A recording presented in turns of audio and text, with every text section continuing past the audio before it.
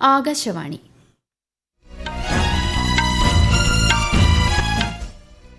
നമസ്കാരം.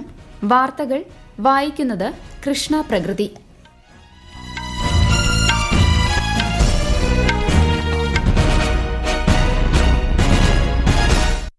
പ്രധാന വാർത്തകൾ.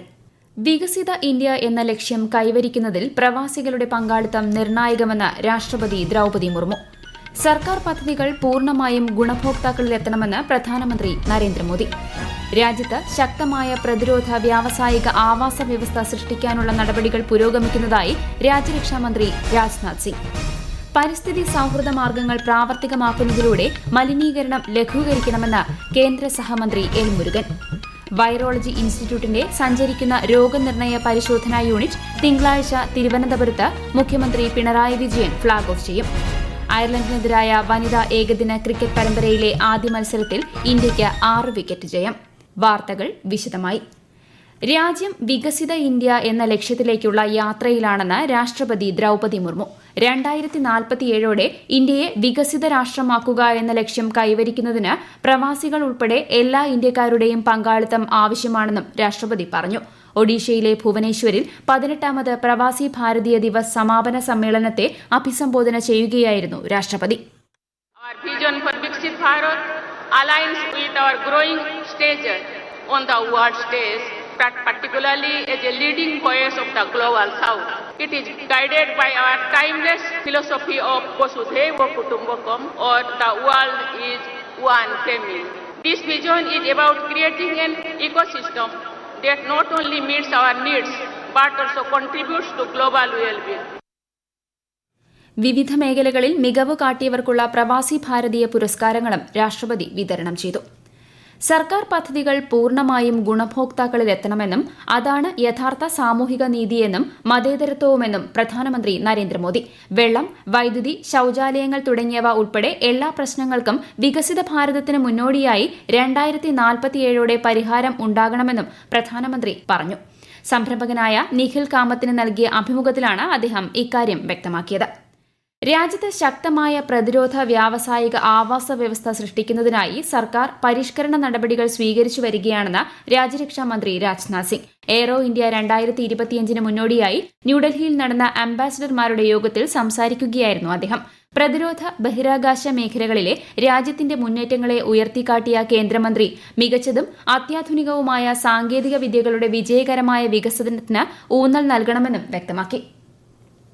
നികുതി വിഹിതമായി കേന്ദ്രം സംസ്ഥാനങ്ങൾക്ക് 1,73,030 കോടി രൂപ അനുവദിച്ചു. കഴിഞ്ഞ വർഷം ഡിസംബറിൽ 89,086 കോടി രൂപയാണ് അനുവദിച്ചിരുന്നത്. പദ്ധതി ചെലവ്, വികസനം, ക്ഷേമ പദ്ധതികൾ എന്നിവയ്ക്കാണ് ഈ മാസം അധിക തുക അനുവദിച്ചിട്ടുള്ളതെന്ന് കേന്ദ്ര ധനമന്ത്രാലയം അറിയിച്ചു. കേന്ദ്ര റെയിൽവേ മന്ത്രി അശ്വനി വൈഷ്ണവ് ചെന്നൈയിലെ ഇന്റഗ്രൽ കോച്ച് ഫാക്ടറി സന്ദർശിച്ച് പ്രവർത്തനങ്ങൾ വിലയിരുത്തി. അമൃത് ഭാരത് കോച്ചുകൾ ഉൾപ്പെടെ വികസന കാര്യങ്ങൾ സംബന്ധിച്ച് അദ്ദേഹം ഉദ്യോഗസ്ഥരുമായി ആശയവിനിമയം നടത്തി. കുറഞ്ഞ വരുമാനമുള്ളവർക്കായി 50 പുതിയ ട്രെയിനുകൾ 2 വർഷത്തിനുള്ളിൽ സർവീസ് തുടങ്ങുമെന്ന് അദ്ദേഹം പറഞ്ഞു. വന്ദേ ഭാരത് ട്രെയിനുകളിലെ പുതിയ സൌകര്യങ്ങൾ മന്ത്രി വിലയിരുത്തി. മോഡുലർ ടോയ്ലറ്റുകൾ, അഗ്നിരക്ഷാ ഉപകരണങ്ങൾ തുടങ്ങിയവ വന്ദേ ഭാരതിലെ പുതിയ സൌകര്യങ്ങളാണ്. പരിസ്ഥിതി സൌഹൃദ മാർഗ്ഗങ്ങൾ പ്രാവർത്തികമാക്കുന്നതിലൂടെ മലിനീകരണം ലഘൂകരിക്കണമെന്ന് കേന്ദ്ര സഹമന്ത്രി എൽ മുരുകൻ. കൊല്ലം പാരിപ്പള്ളി അമൃത സംസ്കൃത ഹയർ സെക്കൻഡറി സ്കൂളിൽ സുഗത സൂക്ഷ്മവനം പരിപാടിയിൽ സംസാരിക്കുകയായിരുന്നു അദ്ദേഹം.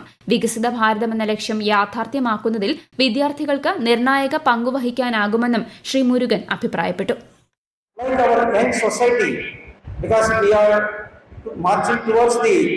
Viksit Bharat 2047, while we are going to celebrate our 100th independence.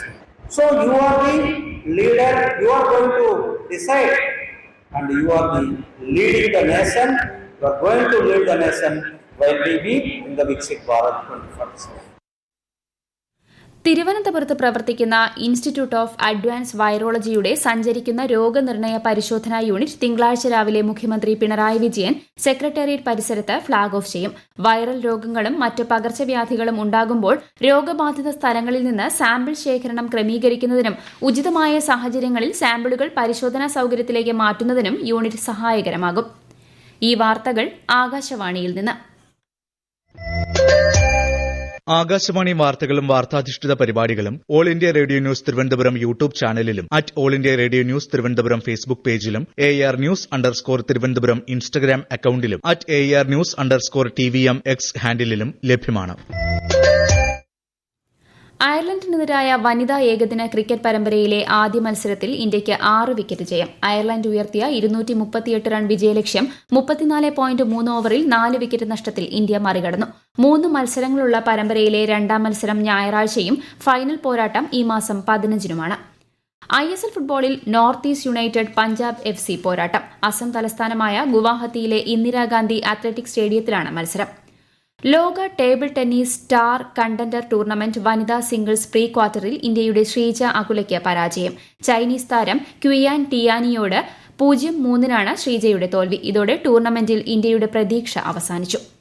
ഇന്നലെ അന്തരിച്ച ഭാവഗായകൻ P. ജയചന്ദ്രന്റെ സംസ്കാരം നാളെ പറവൂരുള്ള വീട്ടിൽ പൂർണ്ണ ഔദ്യോഗിക ബഹുമതികളോടെ നടക്കും. കലാ, രാഷ്ട്രീയ, സാമൂഹ്യ മേഖലകളിലെ പ്രമുഖർ അന്ത്യാഞ്ജലി അർപ്പിക്കാനെത്തി. മന്ത്രിമാരായ K. രാജൻ, R. ബിന്ദു എന്നിവർ റീത്ത് സമർപ്പിച്ചു. രാജ്യത്തെ ഓഹരി വിപണികളിൽ നഷ്ടം. ബോംബെ ഓഹരി സൂചിക സെൻസെക്സ് 241 പോയിന്റ് താഴ്ന്ന് 77,379-ലും ദേശീയ ഓഹരി സൂചിക നിഫ്റ്റി 95 പോയിന്റ് നഷ്ടത്തിൽ 23,431-ലും വ്യാപാരം അവസാനിപ്പിച്ചു.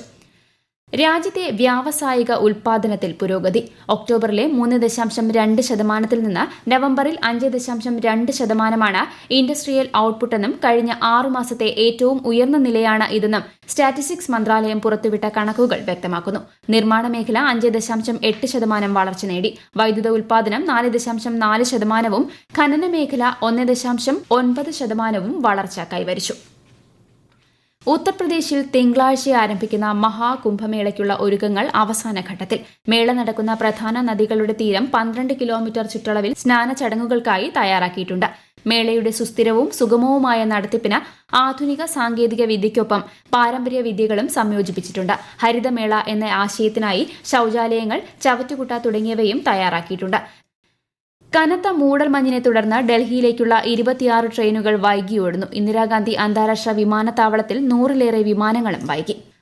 റാഫേൽ ചുഴലിക്കാറ്റ് നാശം വിതച്ച ക്യൂബയിലെ ജനങ്ങൾക്ക് മാനുഷിക സഹായം നൽകി ഇന്ത്യ. ആന്റിബയോട്ടിക്കുകൾ, പനിമരുന്നുകൾ, വേദന സംഹാരികൾ, ORS എന്നിവ ഉൾപ്പെടുന്ന അവശ്യ മരുന്നുകളുടെ വൻശേഖരം ഇന്ന് ക്യൂബയിലേക്ക് അയച്ചതായി കേന്ദ്ര വിദേശകാര്യ മന്ത്രാലയ വക്താവ് രൺധീർ ജയ്സ്വാൾ അറിയിച്ചു. അമേരിക്കയിൽ ലോസ് ഏഞ്ചൽസിലും സമീപ പ്രദേശങ്ങളിലും പടരുന്ന കാട്ടുതീയിൽ 10-ലേറെ പേർ മരിച്ചു. കൃത്യമായ മരണവിവരം ലഭ്യമായിട്ടില്ല. പ്രദേശത്തെ 1,80,000-ഓളം ആളുകളോട് ഒഴിഞ്ഞുപോകാൻ ആവശ്യപ്പെട്ടിട്ടുണ്ട്.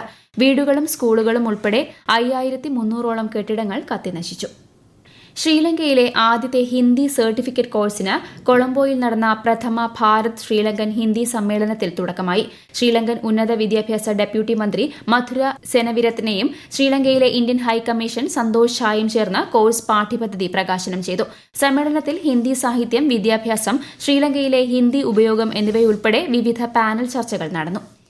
വിവിധ രാജ്യങ്ങളിൽ നിന്നുള്ള കൂടുതൽ ആളുകൾ ഇപ്പോൾ ഹിന്ദി പഠിക്കാൻ ആഗ്രഹിക്കുന്നതായി കേന്ദ്ര ആരോഗ്യ കുടുംബക്ഷേമ സഹമന്ത്രി അനുപ്രിയ പട്ടേൽ. ഹിന്ദി എന്നത് കേവലം ഭാഷ മാത്രമല്ലെന്നും രാജ്യത്തെ ഒന്നിച്ചു നിർത്തുന്ന ഏകീകൃത നൂലിഴയാണെന്നും അവർ പറഞ്ഞു. വിശ്വ ഹിന്ദി ദിവസിനോടനുബന്ധിച്ച് ന്യൂഡൽഹിയിൽ നടന്ന പരിപാടിയിൽ സംസാരിക്കുകയായിരുന്നു കേന്ദ്ര സഹമന്ത്രി. സ്പേസ് ഡോക്കിംഗിന്റെ തീയതി ഏതാനും ദിവസങ്ങൾക്കുള്ളിൽ തീരുമാനിക്കുമെന്ന് ISRO ചെയർമാൻ S. സോമനാഥ്. ഉപഗ്രഹങ്ങൾ സുരക്ഷിതമാണെന്നും വിക്ഷേപണ തീയതി ഉടൻ തീരുമാനിക്കുമെന്നും അദ്ദേഹം ആകാശവാണി വാർത്തകളോട് പറഞ്ഞു. ജനുവരി അവസാനത്തോടെ ISRO ഷെഡ്യൂൾ ചെയ്യുന്ന 100ാമത്തെ ഉപഗ്രഹ വിക്ഷേപണമായിരിക്കും നാവിക്-എന്നും അദ്ദേഹം അറിയിച്ചു. പ്രധാന വാർത്തകൾ വീണ്ടും. വികസിത ഇന്ത്യ എന്ന ലക്ഷ്യം കൈവരിക്കുന്നതിൽ പ്രവാസികളുടെ പങ്കാളിത്തം നിർണായകമെന്ന് രാഷ്ട്രപതി ദ്രൌപദി മുർമു. സർക്കാർ പദ്ധതികൾ പൂർണ്ണമായും ഗുണഭോക്താക്കളിലെത്തണമെന്ന് പ്രധാനമന്ത്രി നരേന്ദ്രമോദി. രാജ്യത്ത് ശക്തമായ പ്രതിരോധ വ്യാവസായിക ആവാസ വ്യവസ്ഥ സൃഷ്ടിക്കാനുള്ള നടപടികൾ പുരോഗമിക്കുന്നതായി രാജ്യരക്ഷാമന്ത്രി രാജ്നാഥ് സിംഗ്.